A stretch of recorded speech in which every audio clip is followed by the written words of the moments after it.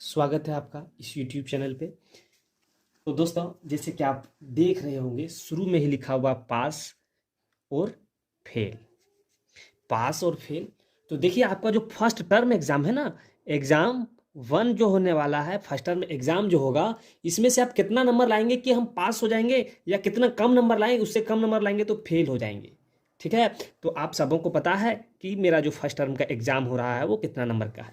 तो देखिए, आप सभी को पता है कि 40 नंबर प्लस 10 नंबर कुल मिला के 50 नंबर का है सर। अब 40 प्लस 10 तो 40 नंबर आपका जो एग्ज़ाम सेंटर पे होगा, और 10 नंबर आपके स्कूल के पास है। जो असाइनमेंट आप लिख के जमा किए, प्रैक्टिकल है, ये वगैरह वगैरह, इसमें से आपका 10 नंबर है। ठीक है।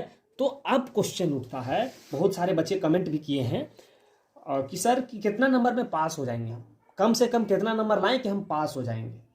ठीक है, ये क्वेश्चन।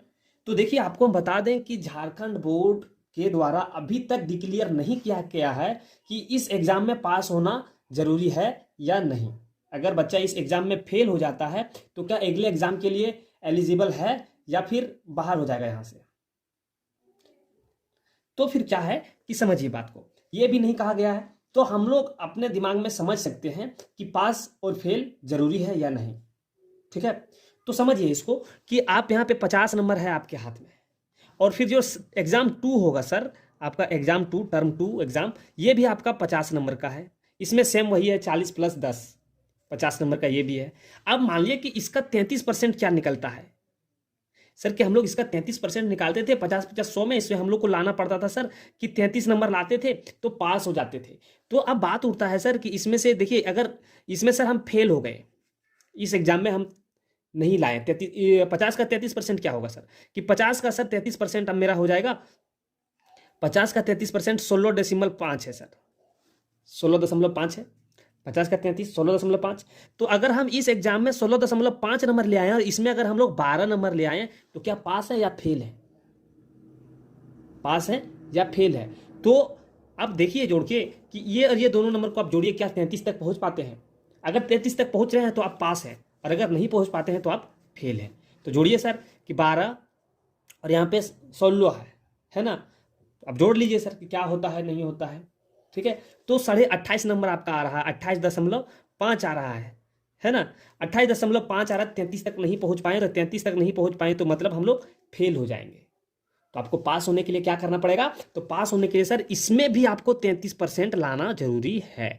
तो अब बात समझ में आ रहा है कि अगर जो बच्चे टर्म 1 एग्जाम में 16.5 नंबर, या फिर तो डेसिमल 5 नंबर आप ला ही नहीं सकते हैं, तो आप 17 नंबर लाते हैं तो पास होंगे, और 17 से कम नंबर लाएंगे तो सेकेंड 2 एग्जाम होगा, उसमें आपको फेल करार कर दिया जाएगा। अगर आप उसमें भी सेम नंबर लाते हैं, इससे कम नंबर लाते हैं तो क्या है कि आप समझ में आया कि यहाँ पे 16 दशमलव या 17 नंबर लाना बहुत जरूरी है टर्म 1 एग्जाम में पास होने के लिए।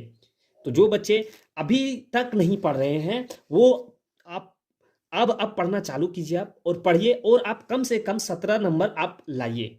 ठीक है। 17 नंबर बहुत लाना आसान है सर। कैसे आसान है, समझिए बात को, कि आपका 40 नंबर आप सेंटर पे एग्जाम देंगे, वो एमआर सीट में। ठीक है।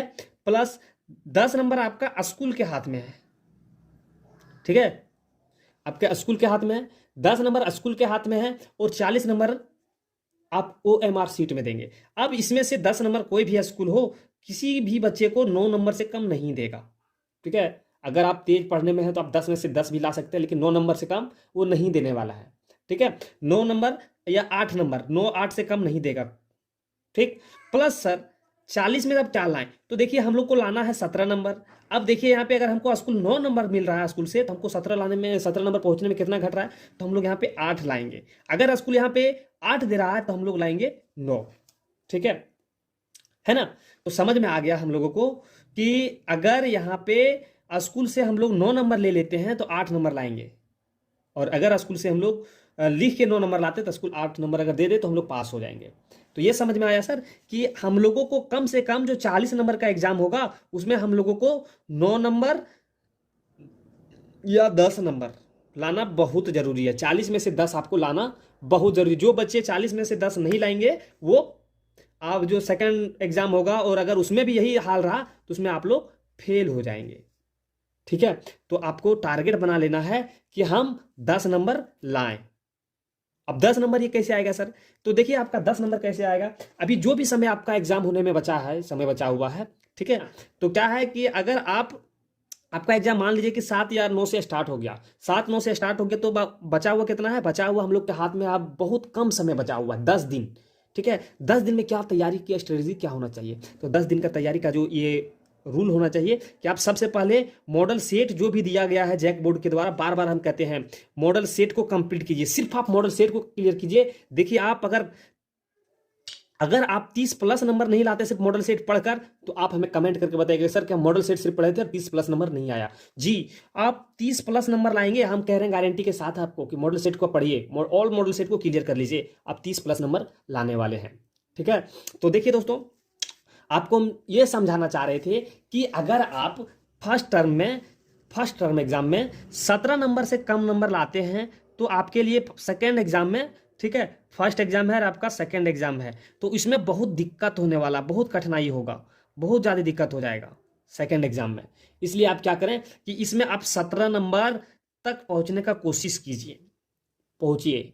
और लाने वाले बच्चे तो इसमें से बहुत सारे बच्चे हैं कि ले आएंगे, और इसमें बहुत आसान है, क्वेश्चन भी बहुत आसान दिया जाएगा, और आप लोग पढ़े भी होंगे बहुत अच्छे तरीके से।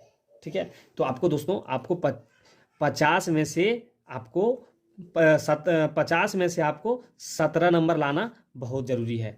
अगर 50 में से अगर आप 17 नंबर नहीं लाते हैं, तो फिर आपको सेकेंड एग्जाम में बहुत दिक्कत हो जाएगा। ठीक है, यही बात हमको बताना था, हम बता दें आपको कि अगर आप 17 नंबर से कम नंबर अगर लाते हैं, तो आप सेकेंड एग्जाम में दिक्कत में पड़ सकते हैं।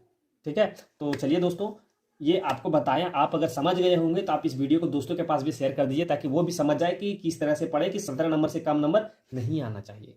ठीक है, ठीक है, तो चलिए आप ये वीडियो को अंत कर देते, लेकिन लास्ट में थोड़ा सा आपके लिए दिक्कत हो सकता है कि सर 17 नंबर जो लाएंगे वो 50 में लाएंगे या 40 में लाएंगे? तो सर आपको 50 में 17 लाना है, 40 में 17 नहीं। ठीक है, 40 में 17 नहीं, 50 में 17 लाना है। ठीक, तो आप 17 नंबर लाने क्या स्ट्रेटजी बनाइए, जो बच्चे अभी तक नहीं कुछ पढ़े हैं वो भी पढ़िए, और 17 नंबर से कम नंबर आप नहीं लाएं। ठीक है, तो चलिए वीडियो हो रहा है लंबा, अब वीडियो को करते हैं अंत। जय हिंद दोस्तों।